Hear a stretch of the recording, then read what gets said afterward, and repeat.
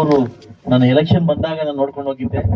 ನಾನು ಯೂನಿಟ್ ಬಂದ ಮಳೆ ಬಿದ್ದಿತ್ತು, ತುಂಬಾ ಅಧ್ವಾನ ಆಗಿತ್ತು, ರೋಡು ತುಂಬಾ ಅಧ್ವಾನ ಆಗಿತ್ತು. ಸಮಯ ಸಂದರ್ಭ ಬಂದಿರಲಿಲ್ಲ. ಸೊ ಈಗ ಸಮಯ ಸಂದರ್ಭ ಬಂತು. ಅದರಿಂದ ಅವಾಗಲೇ ನಾನು ಸ್ವಲ್ಪ ಬೇರೆ ಕಗ್ಗಳು ಹೇಳಕ್ ಹೋಗಿ ಈ ಕಗ್ನು ಹೇಳಿದೆ. ರೋಡಿಂದ ಇಲ್ಲಿ ತನಕ 80 ಲಕ್ಷ ರೂಪಾಯಿ ಕಾಮಗಾರಿಯನ್ನ ನಾಳೆ ಸ್ಟಾರ್ಟ್ ಮಾಡ್ಲಿಕ್ಕೆ ಮಾನ್ಯ ಪ್ರಭಾಕರ್ ಅವರಿಗೆ ಹ್ಯಾಂಡ್ ಓವರ್ ಮಾಡಿದ್ದೇನೆ. ಹಾಗೂ ಇಲ್ಲಿ ಬಂದ್ಮೇಲೆ ಇತ್ತೊಂದು ವಿಷಯ ಗೊತ್ತಾಯ್ತು. ಯಾಕಂದ್ರೆ ಊರು ಎಂಟ್ರೆನ್ಸ್ ಅಲ್ಲೇ ಒಂದು ಐಮಾಸ್ ದೊಡ್ಡ ಲೈಟ್ ಬೇಕಿತ್ತು. ಅದು ಕೂಡ ಅತಿ ಶೀಘ್ರದಲ್ಲೇ ಐಮಾಸ್ ಲೈಟ್ ಹಾಕಿ ಉದ್ಘಾಟನೆ ಬರ್ತೀವಿ. ಹಾಗೆ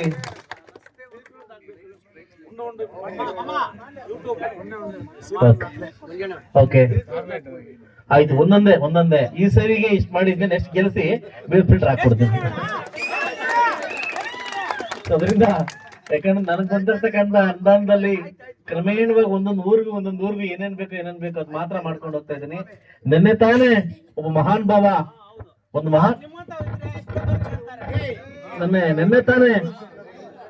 ನಿನ್ನೆ ತಾನೇ ಒಬ್ಬರು ಒಂದು ಶಾಸ್ತ್ರ ಬಂದು ಹೇಳೋಗಿದ್ದಾರೆ.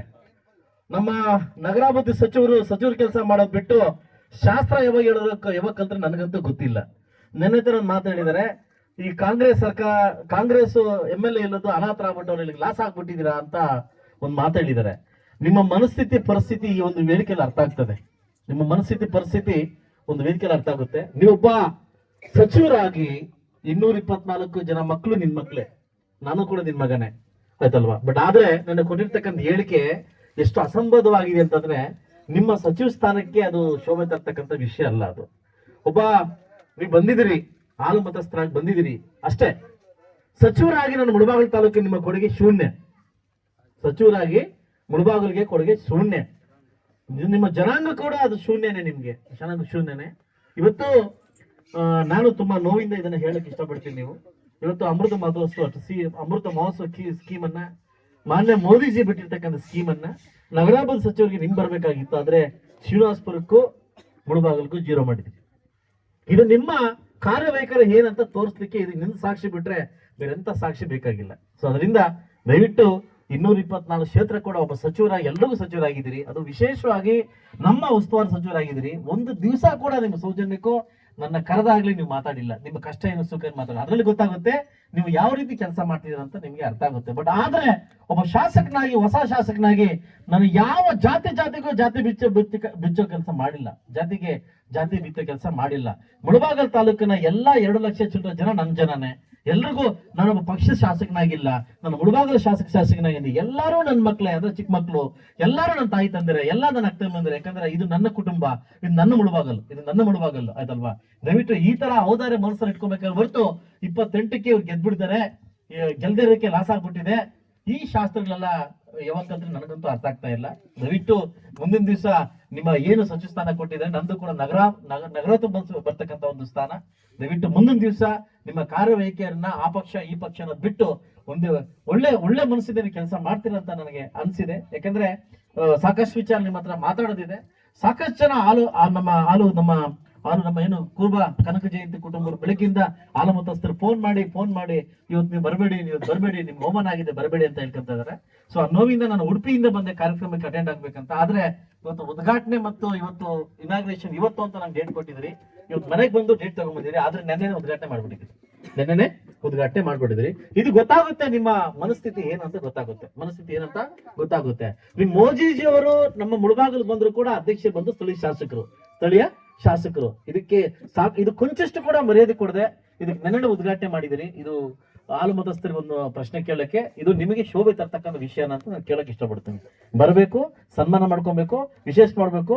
ಏನಾದ್ರೂ ನಿಮ್ ಕೈಲಾದ್ರೆ ಹಾಲು ಕುಟುಂಬಸ್ಥರಿಗೆ ನಿಮ್ ದಾನವನ್ನ ಹೋಗ್ಬೇಕು. ಅದು ಬಿಟ್ಟು ನೀವು ಮಾಡಿರ್ತಕ್ಕಂಥ ಕೆಲಸಗಳನ್ನ ಖಂಡಿತವಾಗ್ಲೂ ಅದನ್ನ ಇದಾಗುತ್ತೆ. ಈ ಒಬ್ಬ 20 ವರ್ಷಗಳಿಂದ ಬೇರೆ ಬಿಟ್ಟಿರ್ತಕ್ಕಂಥ ಒಬ್ಬ ಅಧ್ಯಕ್ಷರಿದ್ದಾರೆ, ಹಾಲು ಮತಸ್ಥ ಅಧ್ಯಕ್ಷರು.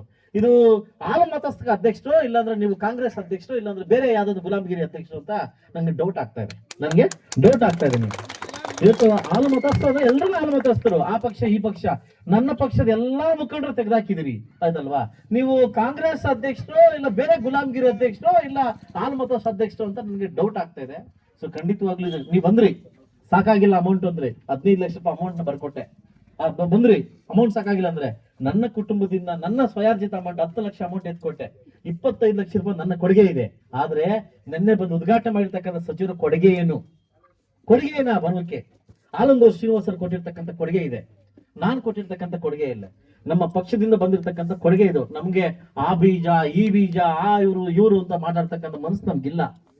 ಆದ್ರೆ ದಯವಿಟ್ಟು ಇಂದಿನ ಶಾಸಕರು ಹೆಲ್ಪ್ ಮಾಡಿದ್ದಾರೆ, ನಮ್ಮ ಲಾಸ್ಟ್ ಇರ್ತಕ್ಕಂಥ ಕೊತ್ತೂರು ಮಂಜುನವರು ಅವರು ಹೆಲ್ಪ್ ಮಾಡಿದ್ದಾರೆ.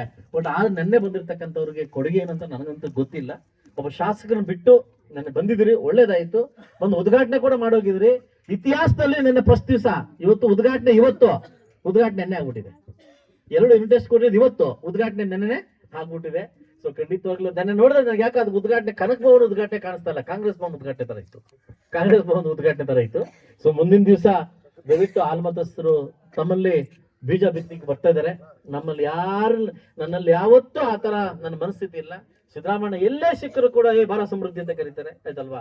ಸೊ ನಮ್ಮಲ್ಲಿ ಆತರ ನಾಯಕತ್ವ ಇರ್ತಕ್ಕಂಥ ಗುಣಗಳು, ಬಟ್ ಆ ಜಾತಿಯಲ್ಲಿ ನಾವು ಹುಟ್ಟಿರ್ತಕ್ಕಂಥ ನಾವು ವಿಷ ಬೀಜ ಬಿತ್ತಕ್ಕಂಥ ಕೆಲಸಗಳು ಕೆಲವು ದಂಡನಾಯಕರು ಮಾಡ್ತಾವ್ರೆ. ಅದಕ್ಕೆ ಅವಕಾಶ ಮಾಡಿಕೊಡ್ಬೇಡಿ. ಮುಳಬಾಗಲ್ ತಾಲೂಕಲ್ಲಿ ಇಲ್ಲಿ ತನಕ ಆ ಒಂದು ಸ್ವಾಭಿಮಾನ ಬಿಟ್ಟು ಹೋಗಿಲ್ಲ. ನೀವು ಬೇಕಾದ್ರೆ ಒಂದು ಕೆಲಸ ಮಾಡ್ಕೊಳ್ಳಿ, ಮಾಲೂರು ಹೋಲಿಕೆ ಮಾಡ್ಕೊಳ್ಳಿ, ನಮ್ಮ ಇದು ಹೋಲಿಕೆ ಮಾಡ್ಕೊಳ್ಳಿ, ಶ್ರೀನಿವಾಸಪುರ ಹೋಲಿಕೆ ಮಾಡ್ಕೊಳ್ಳಿ. ಅವರು ಯಾವುದೇ ಕಾರಣಕ್ಕೂ ಎಮ್ ಎಲ್ ಎ ಬಂದ್ರೆ ಏನ್ ಮಾಡ್ತಾರೆ ವೈಷಮ್ಯ ಬೆಳೆಸ್ಕೊಂತಾರೆ. ಆದ್ರೆ ಮುಳಬಾಗಲ್ ತಾಲೂಕಲ್ಲಿ ಯಾರೇ ಬಂದ್ರು ಕೂಡ, ಈಗ ಆದಿನಾರಾಯಣ ಬಂದ್ರು ಕೂಡ, ಕೊತ್ತೂರು ಮಂಜೂರು ಬಂದ್ರು ಕೂಡ, ನಾಗೇಶ್ ಬಂದ್ರು ಕೂಡ, ಔಪಚಾರಿಕವಾಗಿ ನಾವು ಮಾತಾಡಿ ಬಂದು ಹೋಗ್ತೀವಿ. ಏನೇ ಎಲೆಕ್ಷನ್ ಬಂದು ನೋಡ್ಕೊಳ್ಳೋಣ, ನಮ್ಮದ್ದೇ ಹಾಕ್ಬೇಕು. ನಮ್ಮದ್ದೇ ಮಾಡ್ಕೊಂಡ್ರೆ ಊರ್ನಲ್ಲಿ ಮಧ್ಯೆ ಗಲ ಆಗುತ್ತೆ. ಅದರಿಂದ ದಯವಿಟ್ಟು ನಾನೆಲ್ಲ ಜನಪ್ರತಿನಿಧಿ ಕೇಳೋದಂದ್ರೆ ವಿಷ ಬೀಜ ಬಿತ್ತಕ್ಕಂಥ ಕೆಲಸಗಳನ್ನ ಮಾಡಕ್ ಹೋಗ್ಬೇಡಿ. ಇಲ್ಲಿ ಯಾರು ಶಾಶ್ವತವಾಗಿಲ್ಲ. ಹುಟ್ಟಿದೀವಿ, ಸಾವು ಖಚಿತ. ಅದು ಯಾರಿಗಂತ ಯಾವಾಗಂತ ಗೊತ್ತಿಲ್ಲ. ವಿಷ ಬೀಜ ಬಿತ್ತಕ್ಕಂಥ ಕೆಲಸಗಳನ್ನ ಮಾಡ್ತಕ್ಕಂಥ ಕೆಲಸವನ್ನ ಮಾಡೋದ್ ಬೇಡ. ಸರ್ವತೋಮುಖ ಅಭಿವೃದ್ಧಿಗೋಸ್ಕರ ಕೆಲಸ ಮಾಡೋಣ ಅಂತ ಹೇಳ್ತಾ, ಇನ್ನು ಸಾಕಷ್ಟು ಬಲ್ಲಾ ಪಂಚಾಯತಿ ವರ್ಕ್ ಪೆಂಡಿಂಗ್ ಇದೆ. 22ನೇ ತಾರೀಕು ಆದ್ಮೇಲೆ ಬಂದು ಕಂಟಿನ್ಯೂಸ್ ಹೋಯ್ತು ವರ್ಕ್ ನ ಕಂಪ್ಲೀಟ್ ಮಾಡ್ಕೊಟ್ಟು, ನನ್ನ ಕೈಲಿ ಎಷ್ಟಾಗುತ್ತೋ, ಏನ್ ನೀವು ನನಗೆ ಭಿಕ್ಷೆ ಕೊಟ್ಟಿದ್ರಿ, ನನ್ನ ಕೈಲು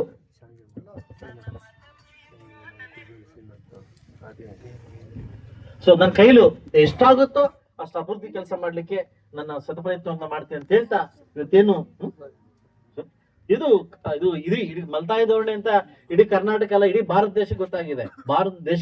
ನೆನ್ನೆ ತಾನೇ ಒಬ್ಬ ಲೋಕಾಯುಕ್ತರು ಒಂದು ಸ್ಪೀಚ್ ಮಾಡಿದ್ದಾರೆ.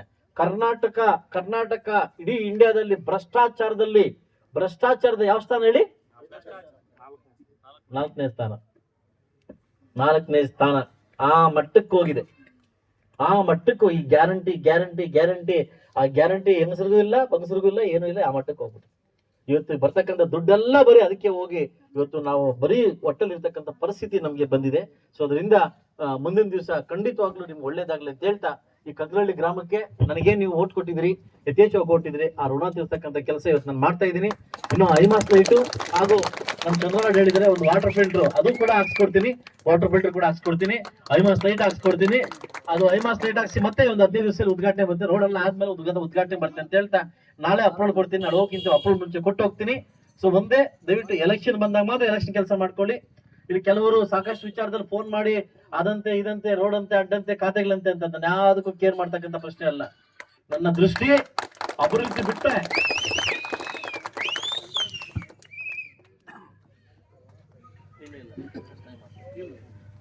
ಫಸ್ಟ್ ಅಕ್ಕ ಪೆಂಡ್ಲಿ ಐತೆ, ಮಲಕ್ಕೂ ರಾಬಡಿ ಪೆಂಡ್ಲಿ ಇದೆ. ಅದರಿಂದ ಮುಂದೆ ಅವ್ರೇನ್ ಹೇಳ್ತಾರೆ, ಫಸ್ಟ್ ವಾಟರ್ ಫಿಲ್ಟರ್ ಹಾಕ್ಬಿಟ್ಟು ಮತ್ತೆ ಐಮಾಸ್ ಹಾಕು ಅಂತ ಹೇಳ್ತಾವ್ರೆ. ಅಕ್ಕುಂಡ್ಗೆ ಅಥವಾ ತಾಳ್ಬಸ್ ಅಕ್ಕನವ್ರ ಪೆಂಡ್ಲಿ ಚೇಂಜ್ ಮಾಡಲ್ಲ. ಅದರಿಂದ ಅಮ್ಮ ಇರ್ಬೇಕಮ್ಮ.